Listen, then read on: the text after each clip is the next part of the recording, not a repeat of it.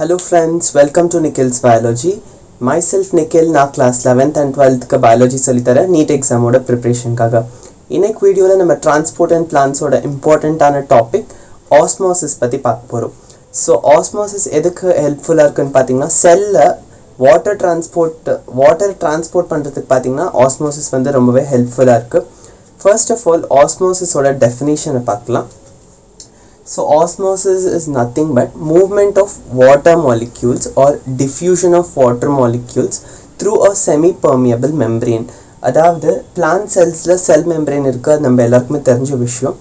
அதுல இருந்து பாத்தீங்கன்னா நம்மளோட water molecules அந்த travel ஆகுது இல்லையா அந்த membrane மூலமா. ஸோ அது பாத்தீங்கன்னா semi-permeable membrane எதுக்கு சொல்றோம்னா membrane வந்துட்டு ரொம்பவே ஸ்பெசிஃபிக்கான பார்ட்டாக இருக்கும். ஆக்சுவலாக அது வந்து எல்லா சப்ஸ்டன்சஸுமே அலோவ் பண்ணாது. Specific proteins specific water molecules மட்டும்தான் அலோவ் பண்ணும்.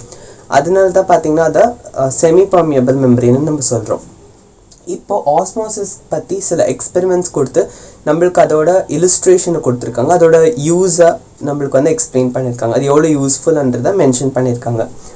ஓகே, ஆஸ்மோசிஸ் வந்து ஒரு ஸ்பான்டேனியஸ் ப்ராசஸ்ன்னு சொல்கிறாங்க. What is a spontaneous process? நீங்கள் தெர்மோடைனமிக்ஸ் படிச்சிருந்தா அதில் வந்து உங்களுக்கு தெரிஞ்சிருக்கும். ஸ்பான்டேனியஸ் ப்ராசஸ்னால் என்னென்னு பார்த்தீங்கன்னா அந்த ப்ராசஸ் வந்துட்டு அது தானாகவே நடக்கும். அதுக்கு நம்ம எந்த ஹெல்ப் பண்ணுறதோ தேவையில்லை. அது வந்து தானாகவே நடக்கும் அந்த process. It's by nature.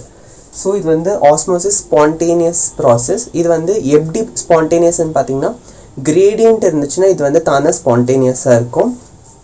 So இதோட நெட் டைரக்ஷன், அதாவது ஆஸ்மோசிஸ் அது வந்து மூவ்மெண்ட் ஆஃப் வாட்டர் மாலிக்யூல்ஸ் இல்லையா, அந்த நெட் டைரக்ஷன் எந்த பக்கம் இருக்குது, வாட்டர் மாலிக்யூலோட டைரக்ஷன் எந்த பக்கம் இருக்குதுன்னு கேட்டிங்கன்னா it depends on pressure and concentration gradient. இப்போ கான்சன்ட்ரேஷன் கிரேடியன்ட்டான நான் உங்களுக்கு ஈஸியாக எக்ஸ்பிளைன் பண்ணுறேன்.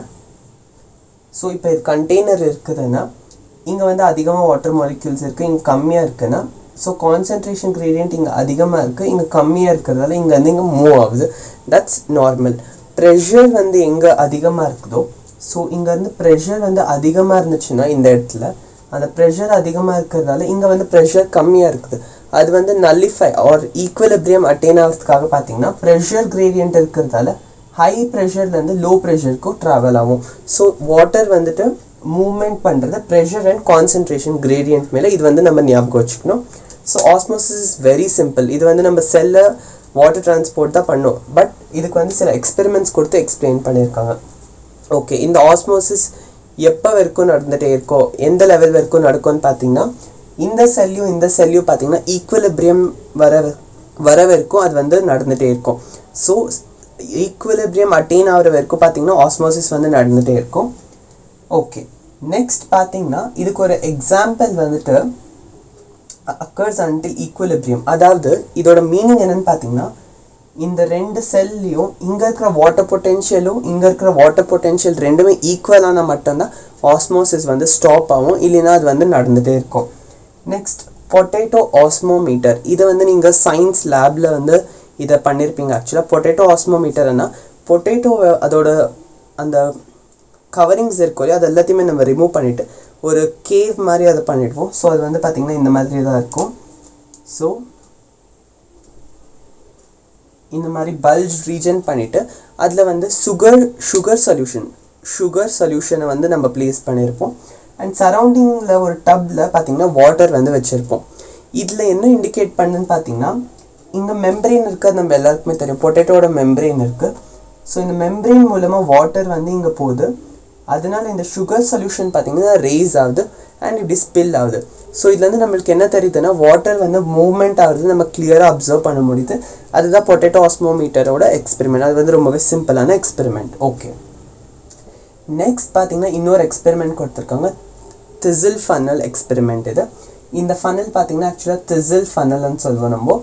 ஸோ இந்த மெம்பரேன் வந்து இந்த ப்ளூ கலரில் மென்ஷன் பண்ணியிருக்காரு. அந்த மெம்பரேன் எப்படி ப்ரிப்பேர் பண்ணுறதுன்னு ஒரு எக்ஸ்பெரிமெண்ட் மாதிரி கொடுத்துருக்காங்க. அது என்னென்னு பார்த்தீங்கன்னா நீங்கள் வந்து ஒரு எக் எடுத்துக்கணும். அந்த எக்கில் ஒரு ஹோல் மாதிரி பண்ணிவிட்டு நீங்கள் ஸ்க்ரூ ட்ரைவர் ஒரு எனிதிங் ஹோல் மாதிரி பண்ணிவிட்டு அந்த எக்கை என்ன பண்ணுவீங்கன்னா அதை வந்து ஹைட்ரோக்ளோரிக் ஆசிட் இருக்கிற அந்த சொல்யூஷன் இருக்குல்ல அதில் ப்ளேஸ் பண்ணிவிடும். ஆஃப்டர் சம் டைம் பார்த்தீங்கன்னா அந்த மெம்பரேன் மட்டும் உங்களுக்கு கிடைக்கும். அந்த மெம்பரேன் தான் பார்த்தீங்கன்னா இங்கே யூஸ் பண்ணியிருக்காங்க. அந்த மெம்பரேன் வந்து வாட்டர் மாலிக்யூல்ஸை அலோ பண்ணும், அதனால தான் பார்த்தீங்கன்னா அந்த மெம்பரேனை யூஸ் பண்ணியிருக்காங்க. ஓகே, அந்த மெம்பரேனில் இந்த ஃபன்னலில் பார்த்தீங்கன்னா சுகர் சொல்யூஷன் வந்து வச்சுருப்பாங்க. அண்ட் இங்கே வந்து மெம்பரேனை ப்ளேஸ் பண்ணியிருக்காங்க. சரௌண்டிங் ஃபுல்லாக பார்த்தீங்கன்னா வாட்டர் இருக்குது. ஸோ இந்த வாட்டர் வந்து பார்த்திங்கன்னா இங்கே வந்து கம்மியாக இருக்குது, இங்கே வந்து அதிகமாக இருக்குது. ஸோ இங்கேருந்து இங்கே வந்து அது பார்த்திங்கன்னா மூவ் ஆகுது. இந்த மூவ் ஆகிறத ஸ்டாப் பண்ணுறதுக்கு எவ்வளோ ப்ரெஷர் தேவையோ அதை வந்து இங்கே அப்ளை பண்ணுறப்போ அந்த வாட்டர் மாலிக்யூல்ஸ் என்டர் ஆகிறது வந்து ஸ்டாப் ஆகுது இல்லையா. ஸோ அந்த இடத்துல பார்த்திங்கன்னா ஆஸ்மாட்டிக் பொட்டென்ஷியல், அதாவது இங்கேருந்து இங்கே வாட்டர் வந்து பொட்டென்ஷியலில் என்டர் ஆகுது. ஏன்னா இங்கே வந்து கம்மியாக இருக்குது, இங்கே வந்து வாட்டர் ஜாஸ்தியாக இருக்குது. இங்கேருந்து இங்கே மூவ் ஆகுது. அதை மூவ் ஆகிறத தடுக்கிறதுக்கு நம்ம எவ்வளோ ப்ரெஷர் அப்ளை பண்ணுறோமோ அதுதான் நம்ம ஆஸ்மாட்டிக் ப்ரெஷர்னு சொல்லுவோம். ரொம்பவே சிம்பிள்.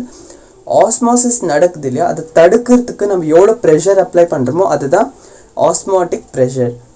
அண்ட் அதோட வேல்யூ பார்த்தீங்கன்னா மேக்னிடியூடில் osmotic pressure is equals to minus times of osmotic potential.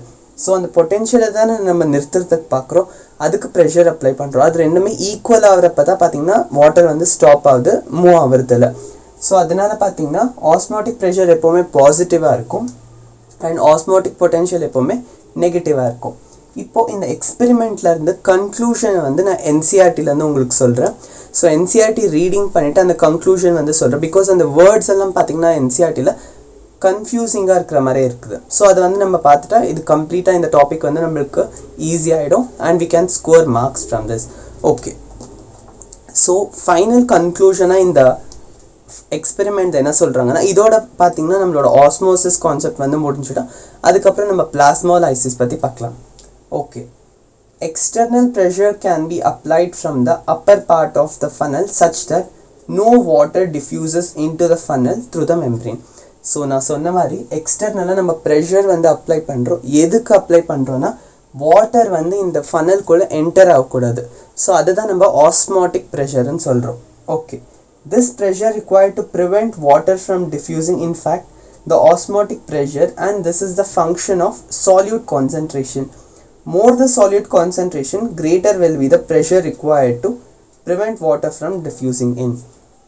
Okay, so இங்கே வந்து பார்த்திங்கன்னா சுகர் சொல்யூஷன் நம்ம வச்சுருக்கோம், இங்கே வந்து வாட்டர் இருக்குது. இங்கே பார்த்தீங்கன்னா சால்யூட் பொட்டென்ஷியல் வந்து இருக்குது. சால்யூட் பொட்டென்ஷியல் இருந்துச்சுன்னா வாட்டர் பொட்டென்ஷியல் கம்மியாக இருக்கும். ஸோ இங்கே இருக்கிற வாட்டர் பொட்டென்ஷியல் அதிகமாக இருக்குது, அதனால் அதிகமான இடத்துலேருந்து கம்மியான இடத்துக்கு மூவ் ஆகுது. ஸோ இது வந்து எது மேலே டிபெண்ட் ஆகுதுன்னு பார்த்தீங்கன்னா சால்யூட் மேலே. சுகர் வந்து அதிகமாக இருந்துச்சுன்னா ஸோ வாட்டர் பொட்டென்ஷியல் அதிகமாக தேவைப்படும் மூவ் ஆகிறதுக்கு, அண்ட் அதுக்கு ஏற்ற மாதிரி ப்ரெஷரும் அதிகமாக படும். ஸோ அதனால இந்த ஆஸ்மோட்டிக் ப்ரெஷர் வந்து எது மேலே டைரெக்டாக டிபெண்ட்டாக இருக்குதுன்னு பார்த்தீங்கன்னா நம்மளோட சால்யூட் கான்சன்ட்ரேஷன் மேலே. இங்கே சர்க்கரை அதிகமாக இருந்துச்சுன்னா நம்ம அதை புஷ் பண்ணணும் இல்லையா, ஏன்னா வாட்டர் வந்து என்டர் ஆகணும். ஸோ அந்த வாட்டர் என்டர் ஆகணும்னா அந்த சுகர் லெவல் வந்து கம்மியாக்கணும், அதுக்கு அந்த வாட்டர் மூவ் ஆகணும். அதுக்கு ஏற்ற மாதிரி ப்ரெஷர் அப்ளை பண்ணோன்னா ப்ரெஷர் வந்து ஜாஸ்தியாகிட்டே போகும் இல்லையா. ஸோ அந்த ப்ரெஷர் அப்ளை பண்ணுறது பார்த்திங்கன்னா சால்யூட் கான்சன்ட்ரேஷன் மேலே டைரெக்டாக டிபெண்ட்டாக இருக்குது. அது வந்து நம்ம ஞாபகம் வச்சுக்கணும். இதை நீங்கள் எப்படி செல்லில் அப்ளை பண்ணுவீங்கன்னு பார்த்தீங்கன்னா, செல்லில் வந்துட்டு பார்த்தீங்கன்னா வேக்யூல் இருக்குது. வேக்யூல் வந்து அதில் வேக்யூல் அதாவது சாப் இருக்கும் இல்லையா, பிளான்ட் சாப், அண்ட் டோனோபிளாஸ்ட்ன்ற அதோட மெம்பரேன் இருக்குது. ஸோ பார்ட்டிகல்ஸ் எங்கே அதிகமாக இருக்குது, இப்போ செல் உள்ள பார்ட்டிகல்ஸ் அதிகமாக இருந்துச்சுன்னா அது வந்து வேஸ்ட் ப்ராடக்ட்ஸை நம்ம ரிமூவ் பண்ணுறப்போ அது வந்து வேக்யூலுக்கு நம்ம எடுத்துன்னு போகிறோம். ஸோ அங்கே வந்து நம்ம ஆஸ்மாட்டிக் பொட்டென்ஷியலை அப்சர்வ் பண்ணோம், அப்போ தான் நம்மளுக்கு வந்து தெரிய வரும். இப்போ அந்த டோனோபிளாஸ்ட் பார்த்திங்கன்னா இந்த மெம்பரேன் மாதிரி ஆக்ட் ஆகுது இல்லையா, அதனால வாட்டர் வந்து சைட்டோபிளாசமில் அதிகமாக இருந்துச்சுன்னா தான் வேக்யூலில் வந்து அந்த சப்ஸ்டன்சஸை உள்ளே தள்ள முடியும். ஸோ ஆஸ்மாசிஸ் எப்படி யூஸ் ஆகுது அனலிட்டிக்கலாக நம்ம இங்கே வந்து தெரிஞ்சுக்கணும். Okay, greater will be the pressure required to prevent water from diffusing in. Numerically பார்த்தீங்கன்னா osmotic pressure is equivalent to the osmotic potential, but the sign is opposite. So at last NCERT ஓட conclusion பார்த்தீங்கன்னா osmotic pressure நம்ம எவ்வளோ pressure apply பண்ணுறோமோ அது வந்து osmotic potential மேலே டிபெண்ட்டாக இருக்குது, அண்ட் அது சைன் பார்த்தீங்கன்னா நெகட்டிவ் சைன்.